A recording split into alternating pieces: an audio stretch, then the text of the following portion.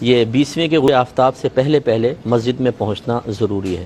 یہ سنت موقدہ علی الکفایہ اعتکاف ہے۔ اگر ایک محلے میں سے چند لوگ بھی کر لیں تو کافی ہے۔ تو کفایہ کا اطلاق شہر پر ہوتا ہے، لیکن ہمارے محلے بھی اتنے بڑے بڑے ہو گئے ہیں کہ پرانے زمانے کے شہروں کے برابر ہو گئے ہیں، اس لیے محلے کا لفظ استعمال کر لیا جاتا ہے۔ تو 20 کی غروب آفتاب سے پہلے داخل ہوں گے، اور پھر 30 کی جب روزہ غروب آفتاب ہوگا تب، یا 29 کو اگر چاند نظر آ جائے تو اعتکاف ختم ہو جائے گا۔ اس میں عاقل اور مرد مسلمان ہونا شرط ہے، عورت ہونا یا بالغ ہونا شرط نہیں ہے۔ نابالغ بھی اعتکاف کر سکتا ہے اور بہنیں اپنے گھر میں اعتکاف کر سکتی ہیں۔ سنت موقدہ الکفایہ کے لیے شرط ہے کہ روزہ ہو، چنانچہ اگر روزہ نہیں ہوگا تو اعتکاف نہیں ہوگا، یا روزہ تھا اور ٹوٹ گیا تو اعتکاف بھی ساتھ ہی ٹوٹ جائے گا۔ اعتکاف جب مسجد میں داخل ہو جائیں تو اب فنائے مسجد کا مسئلہ ایک مختلف ہی مسئلہ ہے کہ بلا ضرورت اس میں جا سکتے ہیں یا نہیں جا سکتے، یا ٹھنڈک کے لیے غسل کے جا سکتے ہیں یا نہیں۔ تو اس میں اکثر علماء یہی کہتے ہیں کہ نہ جائیں، کچھ علماء کہتے ہیں جا سکتے ہیں، اور ہم بھی اس کی اجازت دیتے ہیں کہ جا سکتے ہیں، اس سے اعتکاف فاسد نہیں ہوگا، لیکن حتی الامکان کوشش کریں کہ روح اعتکاف حاصل کرنے کے لیے بلا ضرورت وہاں پر نہ جایا جائے۔ مسجد کے اندر اعتکاف جب کریں تو باتیں وغیرہ نہ کریں۔ اس میں آپ اذان دے سکتے ہیں، اس میں آپ کوئی چیز دینی پروگرام اگر بغیر آواز کے کوئی یوٹیوب اس پہ دیکھنا چاہیں اسکرین پہ دیکھ سکتے ہیں۔ اس کے علاوہ قرآن پاک کی تلاوت، مختلف نوع کے عبادات اختیار کریں، اور بہنیں جو ہیں وہ اپنے مسجد بیت میں اعتکاف کریں گی۔ جس طرح ایک معتکف مسجد سے باہر نکلے تو اعتکاف بلا ضرورت باہر نکلے تو فاسد ہو جاتا ہے، ایسی وہ اپنے کمرے سے باہر نکلیں گی تو اعتکاف فاسد ہوگا۔ وہ اپنی ضرورت کے لیے تو جا سکتی ہیں، اپنا کھانا بنانا کوئی نہیں بنانے والا ہو یا واش روم ہے تو، لیکن گھر بھر کے کام کے لیے نہیں نکل سکتی، اعتکاف فاسد ہو جائے گا۔ میں یہ جاننا ضرور چاہوں گا آخر میں کہ وہ کون سی چیزیں ہیں، اگرچہ اس پر بات ہوئی اجمالی طور پر، کہ جو اعتکاف کی برکات کو زائل کر سکتی ہیں، اس کی طرف بھی اگر توجہ ہو جائے، اگرچہ اس پر بات ہوئی ہے، میں چاہوں گا مفتی اکمل صاحب اس پر کچھ کلام فرمائیں۔ جی، میں حضرات کی بات ہی کو آگے تھوڑا سا کر دیتا ہوں۔ ایک چیز تو کثرت سے کھانا اور پینا ہے، کیونکہ جب آدمی کھاتا ہے تو پھر اس کو نکالنا بھی پڑتا ہے، اس کے لیے بھی استنجا میں پہنچ گئے جی جا کے۔ اچھا وہ لائنیں لگی ہوئی ہیں اجتماعی اعتکاف کے اندر، کھڑے ہوئے پونا گھنٹے کے گھنٹے، تمام روح اعتکاف وہیں فنا ہو گئی، واپس آ رہے ہیں جی پیٹ پکڑ کے۔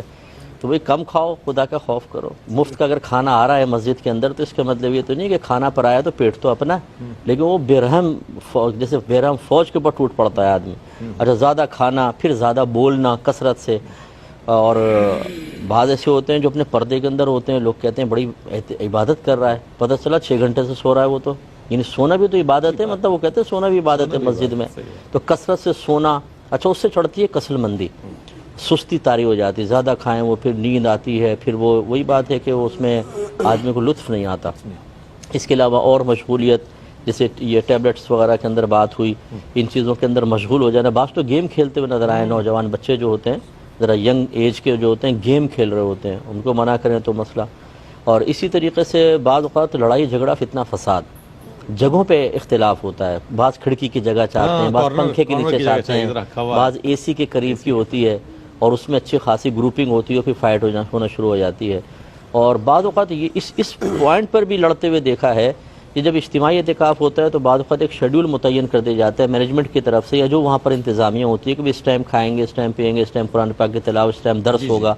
بعض معتکف اپنے موڈ کے مطابق وقت گزارنا چاہتے ہیں، اب اس میں لڑائی جھگڑا، فتنہ فساد کرتے ہیں، اختلاف رائے، پوری قوم ایک طرف ہے، وہ قرآن پاک لے کے وہاں بیٹھ گئے، اب اس سے بدمزگی پیدا ہوتی ہے، اور جب بدمزگی ہوتی ہے تو پھر وہ پاکیزگی، ماحول کی پاکیزگی نہیں رہتی، لڑائی جھگڑا، فتنہ فساد کا ماحول ہوتا ہے۔ یہ تمام چیزوں پہ ذرا توجہ کریں، جیسے حضرت نے اشارہ فرمایا تھا کہ صرف ایک تو مسائل، دوسرا روحانی تربیت اپنی کر کے جائیں، صبر، تحمل، برداشت اور عفو درگزر، تو انشاءاللہ برکت ہی برکت۔ بہت اچھی بات ہے۔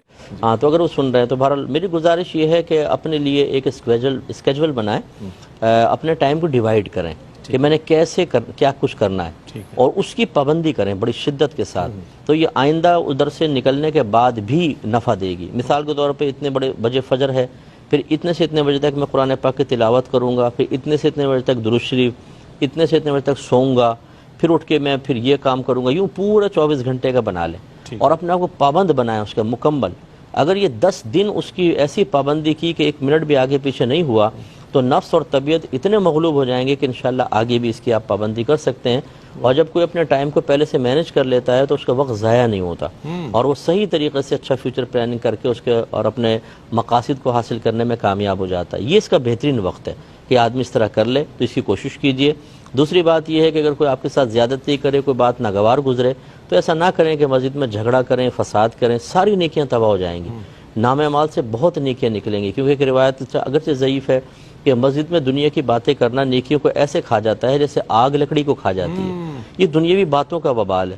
اور پھر جھگڑا کرنا, پھر مار پیٹ کرنا, یا معاذ اللہ گالیاں بکنا, یہاں تک کرتے ہیں لوگ مسجد میں گالیاں بکنے لگ جاتے ہیں, تو پھر کتنا نام اعمال کا نقصان ہوگا. اچھا, دوستوں کی ٹولیاں آتی ہیں جناب, افطار فلاں جگہ کریں گے اور سحری فلاں جگہ بڑی اچھی سحری آتی ہے, تو اعتکاف والوں سے یہ بھی ایک فوائد حاصل کرتے ہیں دوست, کیا کہیے گا آپ اس حوالے سے؟ ہاں, تو اس میں مطلب کوشش یہ کریں کہ یہ 10 دن تو تمام دوستوں سے کنارہ کشی اختیار کر کے دیکھیں.